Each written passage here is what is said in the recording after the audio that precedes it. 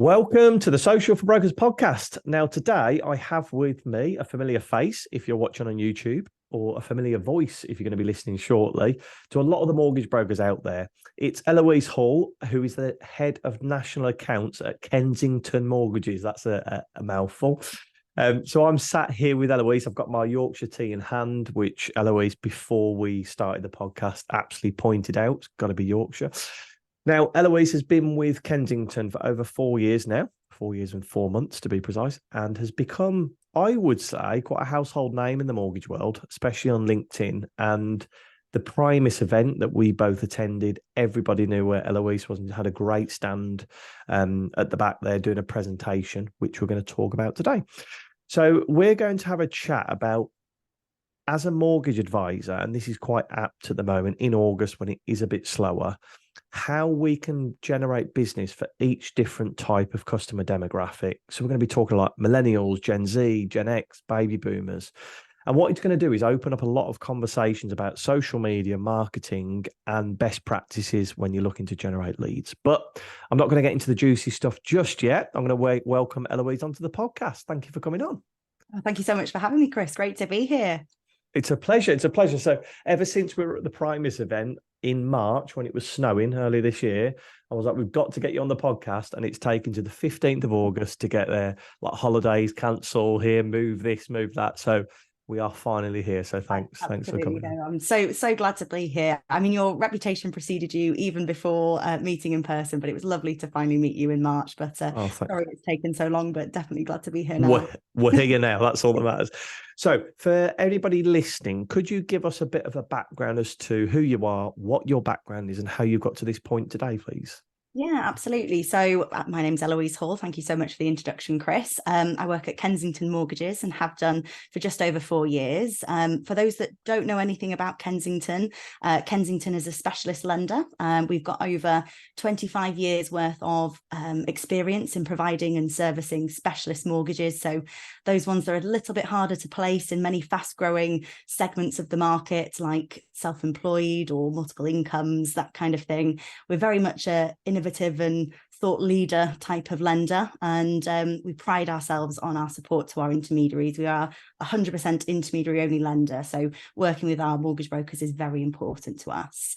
I'm the head of national accounts, so I look after the relationships between our clubs, our networks, and our packager partners, and really focus on trying to find ways to nurture and grow those relationships and find ways to add value to their business so we can help more brokers help their customers get onto the property ladder.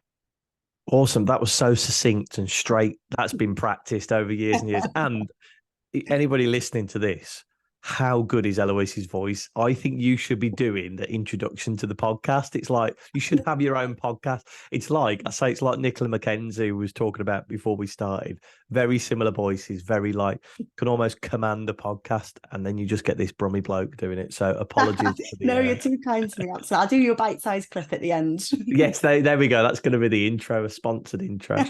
So we talked about Kensington, but tell us a little bit about yourself. Yeah, so I'm based in Yorkshire, so a big fan of the Yorkshire Brew as well. So yes, never knew that. Born and bred. The accent, I suppose, is one my mother didn't used to allow me to have, really, I suppose, although I've always lived in Yorkshire. It's a different voice came out. I started my career about 11 years ago now as an apprentice at a local building society where I went around all the different departments of the building society, and I got a really good insight into how a company runs because of that, actually. And I then made my way over to the sales team for mortgages, and it's not what I imagined doing as a little girl. I'm sure, well, I've heard plenty of your podcasts, actually, so I know a lot of people fall into this industry, and as did I. But I really kind of fell in love with mortgages in a weird way, and very much enjoy doing it now. Since kind of that building society, I moved over to Principality Building Society in Wales to be a BDM there, and then moved over to Kensington to do national accounts, and then have recently become appointed head of the team. So quite a quick kind of career transitions in some ways, but I'm very appreciative of the opportunities, really, and the fabulous people we get to work with in this industry, to be honest. So that's interesting because you've obviously done lots of different parts of the business, haven't you? And I suppose that allows you to be that head of national accounts. It's a big thing for you. You'll have seen loads of different markets over the last 11 years. You'll have seen dips, you'll have seen, you know what I mean, the highs and the lows. What's the biggest, not concern, I'd say, but what's the biggest topic of conversation from your staff at the moment, from mortgage brokers? What's going on out there? Yeah, absolutely. So everybody listening to this will know the market currently has a lot of challenges, and it feels as though it's been one hurdle after another for quite a few years. But I think it shows the resilience of this industry and the people within it, just how much people continue to still be thriving and surviving in such a turbulent marketplace. I'd probably say maybe the biggest challenge at the moment is adapting to this new normal now. So we've had a phenomenal past 2 years, which has been kind of created by the stamp duty holiday potentially, and lots of other factors, and a very busy purchase marketplace, which has now shifted. And a lot of the brokers that I'm speaking to on a regular basis are very much seeing a very PT predominant market now. And it's looking at ways to try and adapt and maximize, and possibly part of what I'll cover a little bit later on today as well, is trying to encourage those first-time buyers back into the marketplace. There's quite a lot of negativity around mortgages. It's been in the press, which is great to have that exposure, but there's been a lot of kind of calls for concern around that. And actually, kind of those that are in the industry a little bit more on a regular basis understand it does go through these big changes, and we have kind of almost settled now into this new kind of mortgage market, and really trying to encourage customers that we know what we're doing in this industry, and that you've got the ones with the right advice there, and you can educate those customers and create that reassurance again about the markets. And it's interesting that you talk about, there's a lot of press coverage out there at the minute, especially about mortgages and about finances, and inflation figures are out later this week, hoping that they'll drop again. Some of the brokers I speak to, actually, the stuff that goes in on the press, probably the majority, it doesn't matter what it is, it's normally quite positive. Sorry, it's a positive of the company. So even if they're talking about a scarcity mindset or talking about how the mortgage rates are going to keep going up, it gives them a reason to call a mortgage broker. So it's actually a good thing. So it doesn't, we're going to go into a few figures, which were in your Primis presentation shortly. But what we need to do as marketeers and as mortgage brokers is to try and spin that positive and show people the benefits of using a mortgage broker, even if the news is quite negative. And I suppose that's what a lot of mortgage brokers want, isn't it? More people to be picking up the phone to them. Yeah, absolutely. I think with the complexity that's out there anyway, I think that does naturally happen. I think we're already seeing the number of mortgages go through kind of through an intermediary increasing year on year. It just shows how important it is, but also how challenging it is for a mortgage broker to keep up with all of these changes and new customer demands. So yeah, I think there's a lot of challenges in the marketplace, but you're right, I'm never the optimist anyway, but we've got to stay optimistic and try and find those wins where we can. And yeah, definitely the win is that customers need a mortgage broker more so than ever before. And that's what we're going to talk about now, isn't it? About how we can get more clients in touch with you guys. So the first thing we're going to do is talk through the different types of customers and their demographics. So there's loads of different phrases being thrown about over the internet at the moment. So what we're going to do is we're going to do a bit of a deep dive into each of these demographics. And this was from Eloise's presentation, which I'm going to have on my other screen. So if you see me running my head left and right, you'll know exactly what I'm doing. So the first demographic is baby boomers, and they are people that were born 1946 to 1964. So you'll see a lot of these on the internet saying, oh, it was easy in my day. Don't know why you can't just get a mortgage. And then it realizes that earning ratios are about 14 compared to house prices at the minute. So completely different. Gen X, then we've got people born from 1965 to 1979. Millennials, that I fall into the category of, that's 1980 to 1995. And then Gen Z or Gen Z, what do we think is the actual? Is it Z? We'll go Z. Yeah. Well, I'll go Z. I feel like Z's the American version, but I don't know. I've heard both. We'll go Gen Z. So that's 1996 to 2010. Okay.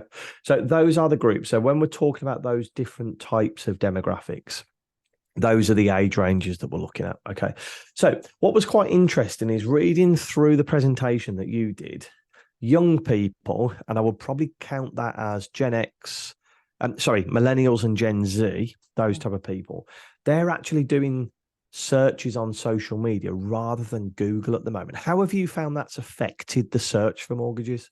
Yeah, it's so interesting. So it was actually some data that was released by Google that basically said we're losing a massive chunk of our business at the moment because people aren't going on to Google and say, where should I go eat for lunch now? They're going on to Instagram to look at where their influencer is eating, or Okay. on to TikTok to look at all the videos of all the cool places near them and all the reels of where they should be going. And it's really changed how people utilize the internet. So of course we've still got Gen X and baby boomers that need a website. They want to have the whole story all in one piece and be able to find that information easily. But really what's that has created for Gen Z and millennials, it means that they want this kind of almost rabbit hole of the internet. They want to watch one video, then go into another thing and do a bit of research and get lost into the internet like a community or a hobby almost. So it really does change how people want to interact and use. But yeah, so people aren't always searching on Google. So, putting the sponsors ads is one way to get leads, but another way might be trying to find different ways to engage with those Gen Zs and those kind of millennial kind of demographics in more of those social media platforms, because that's where they spend most of their time. And this is a few pointers that I would give people listening to this. Exactly what you've said there is some people won't go to Google anymore. They'll go straight to social media. So the first thing is you need to make sure your social media channels are up to date, because if somebody looks at your social media channel, regardless of how many people have referred you, if you have not posted on that social media page for even a month, I would say, if you haven't posted, they could look upon that unfavorably and say, well, they haven't posted in a month. They don't know what's going on, or are they even in business anymore? That's the scary one. That's the first thing. The second thing is when it comes to social media, and I'm going to talk about this from a Facebook point of view, in these local groups that you get, every week I see in there, can somebody recommend a mortgage broker? Now, that person could easily type into Google mortgage broker near me, and they would have probably the same results, but they're using social media to gain social proof and recommendation. Google can't give them that. And that's why Facebook groups, I think, have to be part of your marketing strategy. You have to be present in there. You have to be getting people to recommend you. And then it was interesting. You spoke about influencers in Instagram, and influencers, and I would say micro influencer on this. So anybody with like 10,000 or less followers, because over that is going to be an absolute fortune to land them. You could do sponsored posts with them, couldn't you? But I think a local influencer, a local butcher, a local person that does nails, or a hairdresser or a barber, they are great channels, aren't they, to get them to promote your business? Yeah, 100%. Even the customer reviews or recommendations in Yeah. that way, that's a great advantage too. I mean, I'm a bit of a data nerd, so throughout this, I might be Love it. throwing out a few percentages, so I apologize in advance. But 49% of millennials have said that they believe an Instagram or an influencer's recommendation actually has more engagement and gravitas than just a normal ad does. So having somebody else kind of talk about that. If we take that into finance, into mortgages, the number's slightly lower, but still 40% of kind of that first time buyer demographic. So some of Gen Z, some of millennials, said that they used a mortgage broker that was referred to them by friends or family. So that kind of that generation of people wanting to develop that trust and know people that have had those types of conversations is really key for those groups to actually grow your business. So I completely agree with that. I think there's a huge opportunity there. Massive. And those reviews, I don't know if you've spoken about this before, but asking for Google reviews, don't just ask for them once and don't just ask for them at the end, because I've done it and I'm really guilty and I feel terrible for saying this, but if I have a nice meal somewhere, or I don't know, had something, I don't know, bought a product, and I get an email after I've got that product home and it's sat on the shelf and they ask me for a review, kind of like, well, I've got what I needed now. And I know that sounds terrible and I shouldn't, but if I was asked at the counter and I'd had an interaction with that person, I'd be much more likely to leave that Google review or leave that recommendation on social media. Do you speak to I suppose it's a bit different, because I suppose you don't speak to people on a daily basis about this stuff, but you must be thinking it all the time. 100%, yeah. So I'm thriving at the opportunity to be able to have this conversation a lot. So I love this type of Love it. conversation, definitely. But yeah, so I mean, Kensington really buys into the idea of reviews and recommendations. So we have our Trustpilot kind of system on there, and when we get a customer review that says, oh, thank you for the amazing service, I'm so glad to have got into my dream home, I didn't think it would actually be a choice and an option for me, I got turned down by the high street or whatnot. We then take that review, share it on LinkedIn, tag the broker in, tag the network or club or packager in, because it's not just our review, it's actually something that should help you grow your brand and kind of excel in that. And likewise, we share other brokers' reviews too and tag them into it, because it's an inclusive environment. Just because we were the lender that lent the money, there was a lot of hard work done by the broker to be able to kind of get that into fruition. So we really buy into that. And again, another statistic, so 60% of first-time buyers said that the number one thing that they search for when deciding which mortgage broker they want to use is reviews, is looking on their kind of Trustpilot, on Google reviews, on all of those things. So engaging with those customers, not at the end, as you say, throughout the process, is absolutely key to actually building and developing those star ratings. I don't know if anybody else, but I love all these facts and figures. And when this finishes, I'm going to be like, Eloise, can you write me an email with all of these figures? Happy to. It is true. We speak to our clients about social media following and asking them when they've got the mortgage or they've got the keys to follow you on social media. It's a bit of a thankless task because it's gone. The love for the mortgage is gone.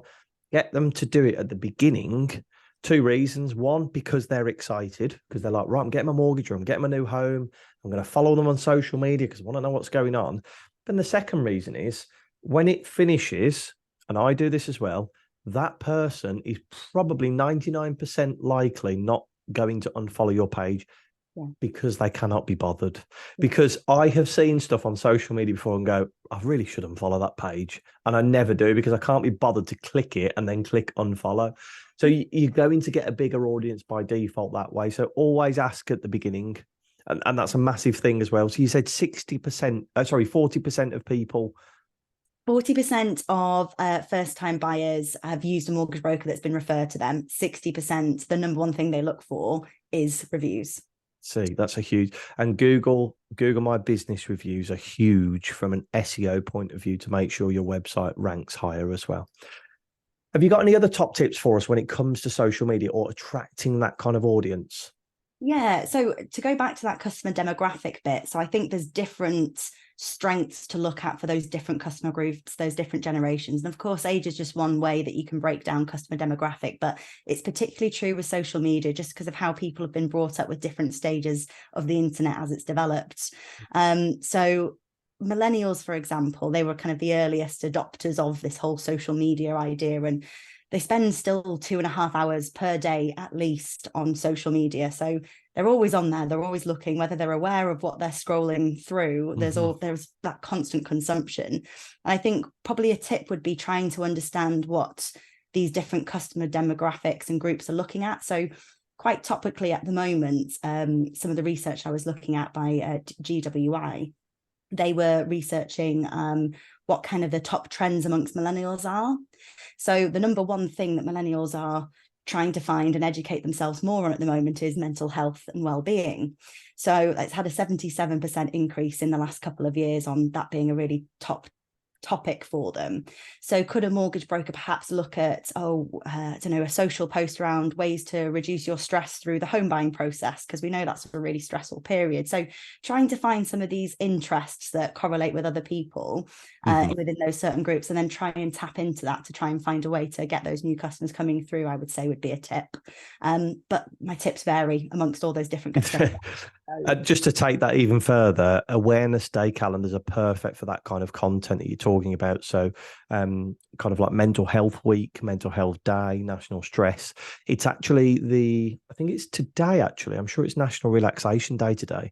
So we did a few posts around taking the stress away, especially during the summer holidays. Your parents have got 1,000,001 things to do, probably millennials.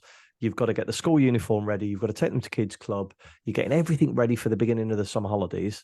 A mortgage doesn't really want to be the first thing on your list. So leave it to us, National Relaxation Day, and use those awareness day calendars to look to tie in with what Eloise is saying with the different alerts, sorry, not alerts, but the news and the different trends, sorry, of what's happening with these different age groups.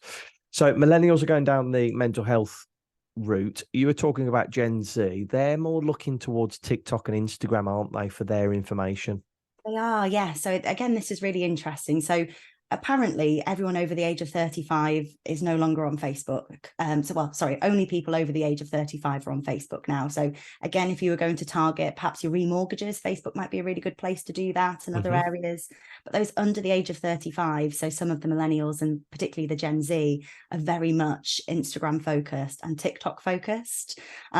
TikTok's a bit of a weird one. So I think there's a lot of useful kind of interactions on TikTok, which people don't always appreciate and realize. So there's over 2 billion hashtag mortgage interactions on TikTok alone, which is a huge number. So it's not just kind of this dancing and singing that some people think it is. But I think there's a lack of confidence from mortgage brokers around TikTok at the moment, and education, which is why, Chris, like I said at the start of this, I think the work that you do is extremely important in helping that support and educating brokers around this, because there's just such a big untapped market there for engaging and interacting. And like I said earlier, that millennial and Gen Z side on those platforms, they are very quick videos, images, so it's not necessarily kind of the LinkedIn or the Facebook type of posts that you might make that have a little bit more context and information to them. So it's very different, because they want to be led on this kind of small nuggets of information, and eventually that leads them to your page. And then that's of course where the broker can shine and say, right, well, in that case you need to get in touch with me, and then you've got the real life lead. We had a really great example actually at Kensington. We launched our Flexi Fix for Term mortgage, which is a very unique proposition, but helped support a lot of people get onto the property ladder. It was a really big part of our business. And when we launched that, there was a mortgage broker who was based down in the southeast that created a TikTok post that talked about how this proposition could help customers. And within 24 hours, she had over 1 million likes and 600 real life kind of people knocking on the door asking for that. So you can really blow up on TikTok in ways that you can't with Instagram and Facebook and LinkedIn, just because you can on those platforms, but you have to build it. You have to build your followers, your connections, your friends, and engage. TikTok's got a whole different algorithm behind it, and it just churns videos that it thinks you like, depending on what kind of you've interacted with before. So it doesn't matter how many people you've kind of got following you or interacting with you on there. You can reach even more people. And it's exactly the same as what Glenn Russell, if you go back and listen to Glenn Russell, so he's huge on TikTok, anybody listening to this, but he was saying, yes, you can put one video out and go viral, but he uploaded a video every day of the week for like 18 months before he started getting not just the leads, because it's great that 600 people are knocking on the door, but people that have maybe watched him for 6 months and are ready to reach out. I like what you say with TikTok. It's really good for informative content at the moment. You don't have to be dancing. You don't have to be doing all this fancy stuff. Some of the best videos I see are face to camera. What is a buy-to-let mortgage? Very similar to what is the product you were offering. And what it then does is then it can nurture that client to maybe visit your Instagram to get a bit more informative content, or it could get them to visit your website to maybe find out, read one of your blog articles. TikTok is great, I think, for the very top of the funnel. Yeah. And it might not, you'll probably agree with this, it might not be a hot lead straight away, but it's top of the funnel to get your name out there, to get people understanding who you are. Then you want to move them into your Instagram or into your website, maybe onto an email list, and then you're nurturing that client into a really hot mortgage lead then.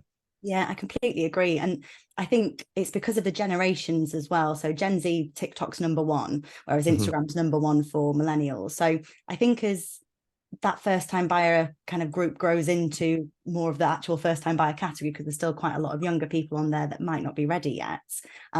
So when that grows as well, that will actually, you'll be front of mind, you'll be familiar then. So it's kind of securing these leads for another point in time, because although the internet and I'm sure social media will change again in another few lot of years, there are common themes. If people are used to going onto TikTok every single day, that will be true throughout a lot of the period of their life. And so that will be the place they want to go get information from. So if you're in on it now, then that's something that will grow with them as they kind of expand potentially a buy-to-let portfolio or whatnot.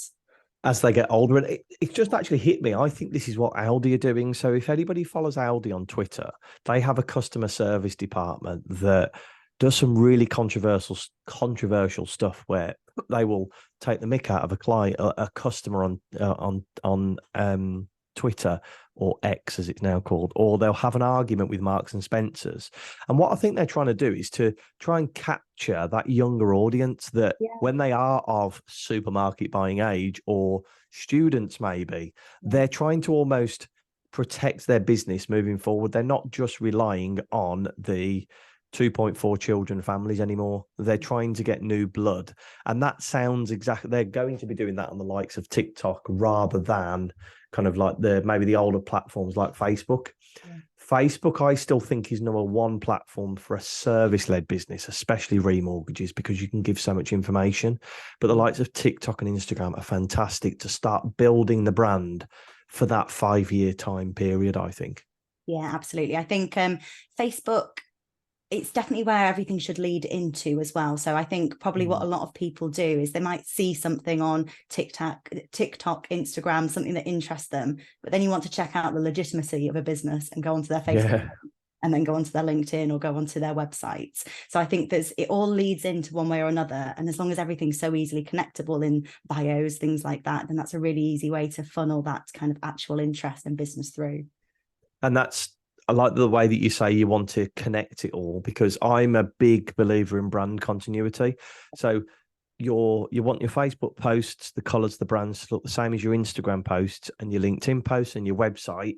Then you've got to think about TikTok. How do I make sure that brand is continued? That when they see a video of me on TikTok, they know it's my Smith's Mortgages. I would say branded hoodies like this one, signs in the background. Just try and drip feed something into your videos that make people know it's you when they visit your website. That would be my tip for videos. But we're going to move on to some more facts now. And this is more about what's happening in the world at the moment and what we can do to help brokers to try and convert people. So 86% of buyers say that cost of living crisis could stop them buying. How do we change their mindset? This is it. And it's a massive, massive question. And I'm sure we will only be able to touch on some parts of it. But it again comes back from that press piece where there's a lot of conversations about mortgages and people saying it's harder, and it is absolutely a lot more challenging. So looking back to 20 years to now, house prices have increased, accounting for inflation, by at least 160%, whereas a young person's salary has only increased by 23%. So that gulf essentially explains the fall in home ownership and a lot of the challenges that are out there for first-time buyers or people looking on their next steps onto the ladder. And there's deposit challenges, uncertainty challenges because of what's happened in the marketplace, as well as the affordability challenge. And I think it's definitely down to lenders to try and come up with innovative solutions and options for customers, which absolutely Kensington's really big onto. That's exactly what we want to do, create more options for more mortgage brokers to say yes to more of their customers. So we do things like our Heroes Mortgage, which offers 5 times income, our Young Professionals range, which gives 6 times, High Earners, which gives 6 times, our Flexi Fix for Term proposition. Again, that's creates a little bit more certainty because it is a fixed mortgage rate for the whole term of a mortgage. And because of that, we can offer more affordability because we don't have to stress test it. So there's lots of different unique ways. I mean, we've seen Skipton come out with 100%, which is something we're very keen on looking at as well. And yeah, lots of exciting things happening in the industry, but that then goes back to the whole, it makes it very challenging for a mortgage broker to keep on top of all of these. What's going on. Yeah. And this is where I'm going to take that a bit further, because how do we then tell that to people on social media? Because we know, especially with the new consumer duty regulations, and you've got to be careful as to what you're saying, is just to say that you have options. Yeah. And one of the best ways, I think, to show that you have options is to use case studies. Yeah. So case studies of somebody that has come to you that have been told no by 3 different banks, don't have to name them, and they came to you and we were actually able to get them the mortgage that they needed. These 2 were young professionals. They had a 5% deposit, but they couldn't quite get the amount that they needed. Do that as a social media. You could either do it as a video. If you're not comfortable doing video, do it as a social media post and a big graphic with good news stories. And then you could even do it as a blog on your website. And you're just showing people that even though they might be one of the 86% saying that cost of living is going to stop them, you can show that you've actually helped people do it. Yeah, absolutely. Because I think even though there is this big chunk of people that have this almost psychological blocker thinking, oh, everything's very expensive, people that are in rent at the moment are just going to continue to see prices going up. And actually, that actually is a really big advantage for a mortgage broker, because they're going to start thinking, maybe I should reach out to somebody to say my rent's going up too much. Should I start to plan how can this mortgage broker help me into the marketplace and get a better deal? So yeah, absolutely. Case studies is a great example. Kensington, we do our own version of case studies too. Yeah, we like to include a customer quote or a broker review within that as well. So if potentially an option for some of the brokers listening today, if they were going to do a case review, get a quote from the customer to go alongside that too. Yeah. And if you are going to get that customer review, try and get a photo of them, try and get a video of that particular person and let people put a face to the name. The next figure that I was quite interested in was 86% again of young people don't believe they can buy a property on their own. Yeah, absolutely. What do you recommend brokers do to try and overcome that hurdle?